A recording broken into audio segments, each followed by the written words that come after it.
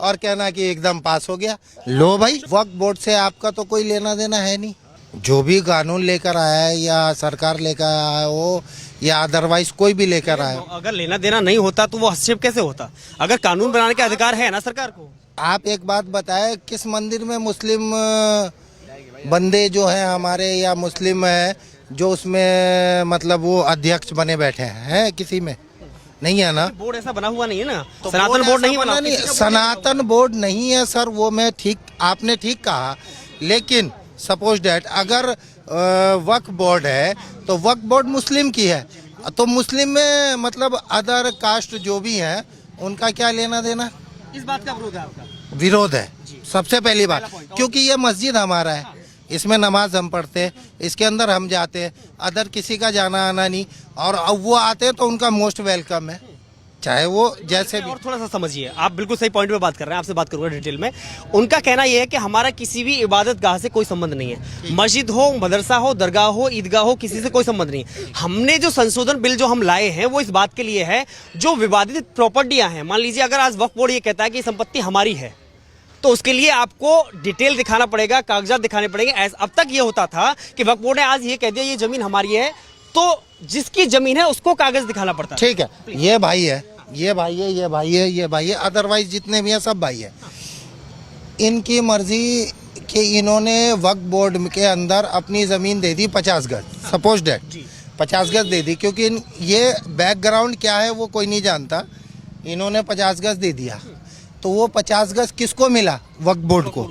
तो वक्फ बोर्ड के अंदर जो अध्यक्ष होंगे वो कौन होना चाहिए? मैं आपसे सवाल कर रहा हूँ, एज ए मीडिया, आप मीडिया पर्सन है, मैं आपसे सवाल कर रहा हूँ कि ये मुस्लिम है, ये मुस्लिम है, ये मुस्लिम है, ये मेरे भाई अदर कास्ट है, हिंदू है, कोई भी है। अगर सपोज डैट कि अगर कोई भी बंदा कह रहा है कि मैंने वक्फ बोर्ड में दे दिया, तो वक्फ बोर्ड किसके लिए दिया? मुस्लिम के लिए। तो अब इन्होंने 50 गज अपना दे दिया कि भाई आप इसमें मस्जिद बनाओ, मदरसा बनाओ या कुछ भी करो, तो ये मैंने वक्फ बोर्ड में दिया, तो इन्होंने दिया ना। अदरवाइज अदर किसी भी पर्सन को इसके अंदर इंटरफेयर करने की क्या जरूरत है? आप बारीक पॉइंट समझिएगा थोड़ा सा। अगर मान लीजिए इन्होंने, विवाद क्या है? विवाद यह है कि जो संपत्ति क्लियर हो चुकी है उस पर विवाद नहीं है। जो मामले अभी पेचीदा फंसे हुए जो ट्रिब्यूनल में हैं, जो हजारों ऐसे केस हैं जिसमें ये विवाद है कि वक्फ बोर्ड कहता है ये हमारी संपत्ति है, और जिसने वाद डाला हुआ है ट्रिब्यूनल में जाकर के वो कह रहा है हमारी संपत्ति है। आज क्या हुआ है कि अब तक केवल ट्रिब्यूनल फैसला करता था और उसका फैसला ही आखिरी था, उसके ऊपर ना तो कोई हाई कोर्ट था ना सुप्रीम कोर्ट था। लेकिन आज उसको रद्द करते हुए कहा है कि अगर पीड़ित संतुष्ट नहीं है ट्रिब्यूनल के फैसले से तो वह हाई कोर्ट भी जा सकता है और सुप्रीम कोर्ट भी जा सकता है। तो अगर आप मेरे को जो आपने कहा उस मामले में अगर आप मेरे को एक भी मुस्लिम पर्सन दिखा दें कि जिसको आपत्ति हो, सबसे पहला पॉइंट जो आपने मेरे को अभी बताया उसमें एक भी, नहीं, आपको नाम तो नहीं बता सकता, लेकिन ये तथ्य पक्का है कि बहुत सारे गरीब मुसलमानों ने वक्फ बोर्ड पर ही दावा ठोका हुआ, मतलब आरोप लगाए हुए हैं कि जमीन हमारी है और कब्जा हुआ है इन्होंने। अगर उन्होंने कब्जा किया है तो क्या मस्जिद, मदरसा या खानकाएं बना करके दिया है ना? वो किसके लिए दिया है? नॉर्मल बंदों के लिए, हमारे आपके लिए, कि जो एजुकेशन का प्राप्त करे, एजुकेशन ले, पढ़े लिखे, कुछ आगे का फ्यूचर देखें। अगर उस पर आप कब्जा करना चाहें तो ये इसके मैं खिलाफ हूँ।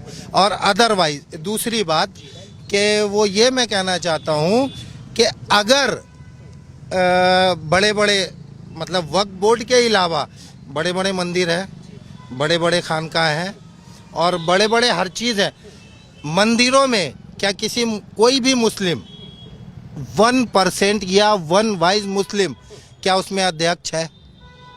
नहीं, मैं ये आपसे एज ए मीडिया लेकिन मंदिर से जो भी फंड आता है, जो भी टैक्स, मतलब जो पैसा इकट्ठा होता है जो सरकार को जाता है, सरकार के पास जो पैसा जाता है पूरे देश का उससे विकास होता है।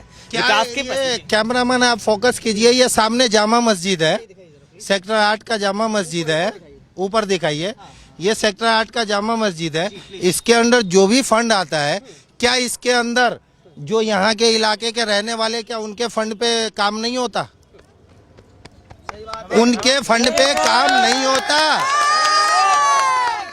लाख रुपए की बात की उसने। मैं आपसे पूछना चाह रहा हूँ, ये आपके इस मस्जिद के पीछे झुग्गी है और आज से नहीं है ये। खैर हमारा तो खैर आज का पैदाइश है, हमारे बाप दादा बीत गए होंगे, इससे पहले से ये झुग्गी है।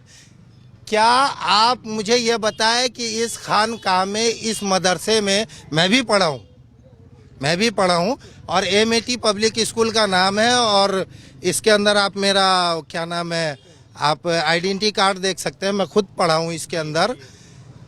क्या आपको ये लग रहा है कि ये किसी के साथ भेदभाव किया हो इस मदरसे ने या इस मस्जिद ने? क्या ये अदरवाइज के लिए काम नहीं हो रहा? मानते हैं कि वक्फ बोर्ड ने गरीब मुसलमानों के लिए शिक्षा और स्वास्थ्य में काम किया है? बिल्कुल किया है। मस्जिद दिया हमें, मदरसा दिया, कब्रिस्तान दिया, हर चीज दिया।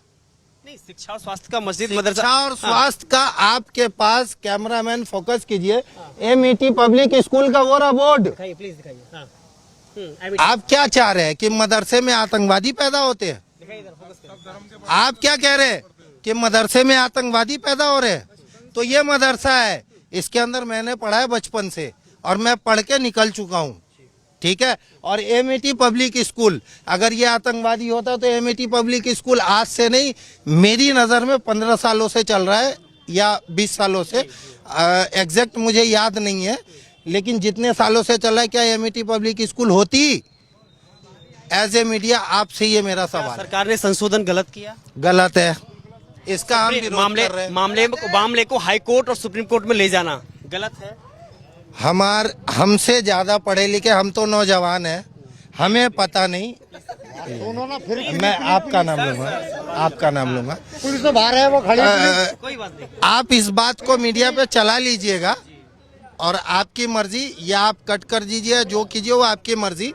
लेकिन इस एमएटी पब्लिक स्कूल, क्योंकि एमएटी पब्लिक स्कूल के अंदर मेरा खुद का एमडी नूर आलम, मेरा खुद का नॉमिनेशन है। चाहे तो आप रजिस्टर चेक कर लीजिए, चाहे आप हिस्ट्री चेक कर लीजिए, आज से 15 साल पहले की। अगर मान लीजिए आपका आपत्ति सबसे बड़ी एक निकल के आई, जो आपने कहा जो समिति बनाई गई है उसमें गैर मुसलमानों का, ये कह रहे हैं ना आप, उनका एंट्री का क्या मतलब है? हाँ, यही विषय है ना आपका। अब सवाल ये आता है, तो क्या आपको लगता है कि मान लीजिए एक जिले का अधिकारी अगर डीएम है और वह हिंदू है, तो क्या वो सर्व जातियों के लिए, सर्व समाज के लिए हित नहीं करेगा? सर, हिंदू में कहा जाता है हरले पाप तिरम, वो कुछ श्लोक है, तो वो उनके कहावत में है और हमारे कुरान में वो कुरान बहुत बड़ी चीज़ है, उसका मैं बयान नहीं कर सकता। और मैं हाफिज भी नहीं हूँ,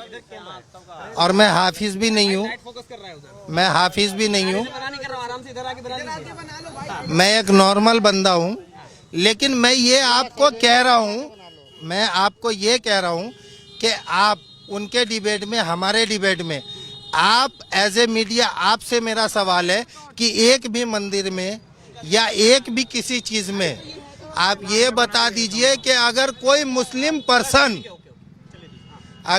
मुस्लिम पर्सन उसका अध्यक्ष हो या उसका कमेटी मेंबर हो, तो मैं आपका गुलामी लिखूंगा सर।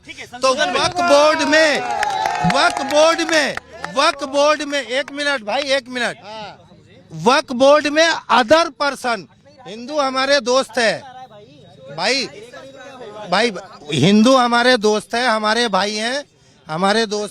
भाई हैं, मैं उनका तहे दिल से स्वागत करता हूं। लेकिन जब उनके किसी चीज में हमारा कोई बंदा नहीं है, तो हम में क्यों जबरदस्ती थोपा जा रहा है? तो ये तो एक तरफा कानून है ना। नहीं कर रहे, ये संविधान से चल रहा, कोई कर रहा है भाई, कोई कर रहा है।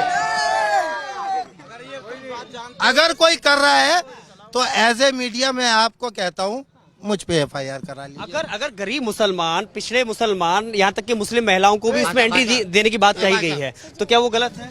गरीब मुसलमान को कौन, मोदी सरकार खाने देने?